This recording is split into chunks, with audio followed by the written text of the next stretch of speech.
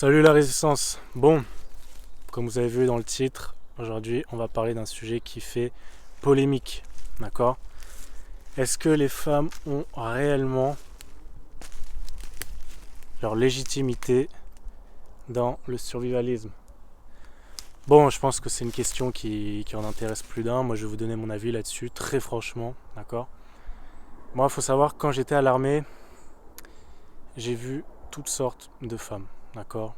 J'ai vu des guerrières, j'ai vu des femmes qu'on aurait pu laisser dans la nature, elles n'auraient pas survécu 2 jours par elles-mêmes. Il y a de tout, d'accord? J'ai vu des femmes qui pouvaient porter le sac de gars qui étaient en difficulté et qui tenaient le groupe, d'accord? Moi, mon avis là-dessus, c'est que tout dépend de votre éducation, d'accord? Je pense qu'il y a des auditeurs qui nous regardent, qui sont papas, qui sont mamans, qui ont des filles, d'accord? Et forcément, leur éducation sera axée dans notre passion, le survivalisme, l'autosuffisance, etc.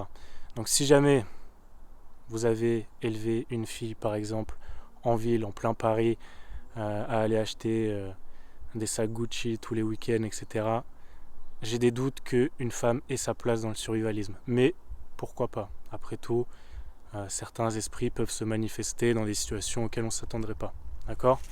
En revanche, quelqu'un qui a éduqué sa fille à la forêt, comme on voit aux États-Unis ou même en France, qui depuis tout petit les amène chasser. Les gosses, ils tiennent le fusil à l'âge de 6 ans, ils ont déjà tué un cerf. Bon, là, je m'inquiète pas trop, d'accord? Donc ça dépendra vraiment pour moi de l'éducation qu'on a donnée, de l'environnement dans lequel ils ont grandi.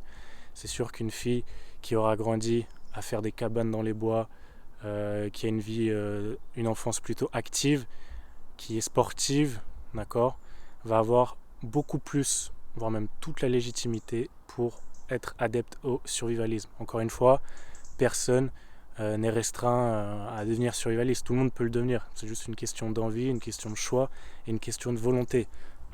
Avant tout, il faut savoir pourquoi on le fait, d'accord? On en a parlé dans la vidéo d'hier. Je pense que c'est un devoir que tout le monde doit le faire. Maintenant, je ne sais pas si vous connaissez l'émission Naked and Afraid, donc c'est en anglais. Je vais vous mettre un petit extrait. Is that what I think it is? Gosh.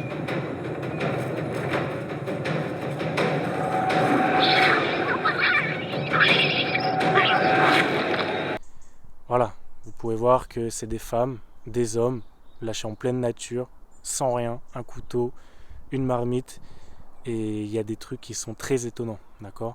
Vous allez pouvoir voir des femmes qui vont tenir le groupe, qui vont être les leaders, qui vont prendre la place des hommes. Vous allez voir des hommes qui vont se laisser crever, qui vont pas savoir quoi faire, qui vont subir la chose. Et pareil, inversement, vous allez avoir des femmes qui, elles, sauront pas quoi faire et qui seront surtout déboulées. Donc je pense que c'est pas une question de genre.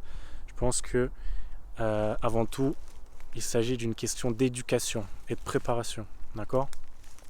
Donc, vous pouvez voir, là je vais vous mettre un autre extrait. This is a huge moment and a huge win for our team out here. Now we just have to be proactive and keep a routine up so that we can get these girls to day 40 and me to day 60. Ça ramène à manger pour le groupe.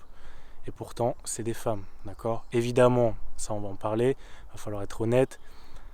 Il y a des différences en termes de physique, en termes d'intellectuel, d'accord? Est-ce que pour autant, les femmes sont plus intelligentes et moins fortes que les hommes et les hommes sont plus forts et plus cons que les femmes? Non, bien sûr.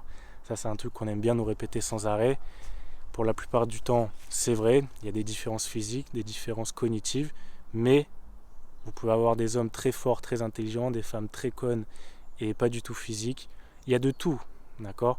Personne n'est dans une case précise. Ça, il faut vous l'enlever de la tête, c'est pas vrai, d'accord?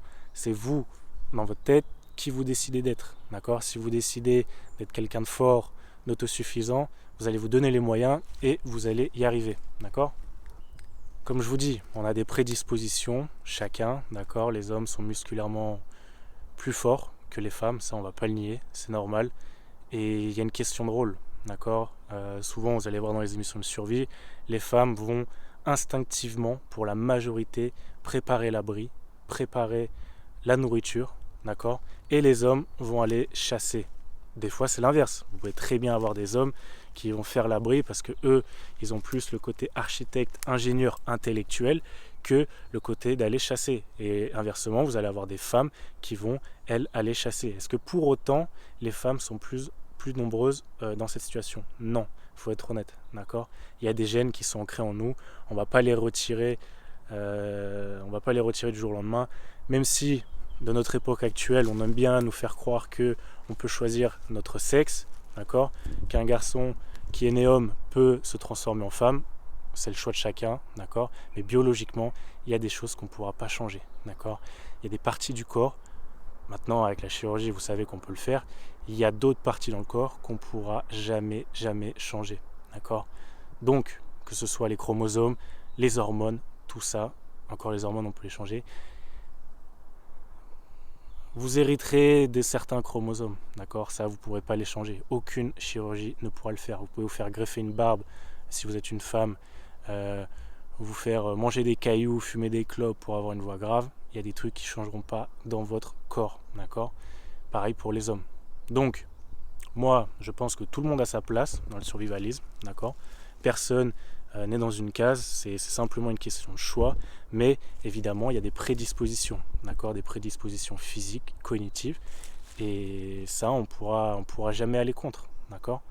Donc, oui, les femmes ont leur place dans le survivalisme, d'accord? Les hommes aussi, mais il y a certains hommes, certaines femmes qui n'ont pas leur place dans ce milieu-là, d'accord? Et tout ça, c'est juste une question de volonté. Voilà, je vous laisse là-dessus, la résistance. Je vous dis à bientôt pour une prochaine vidéo.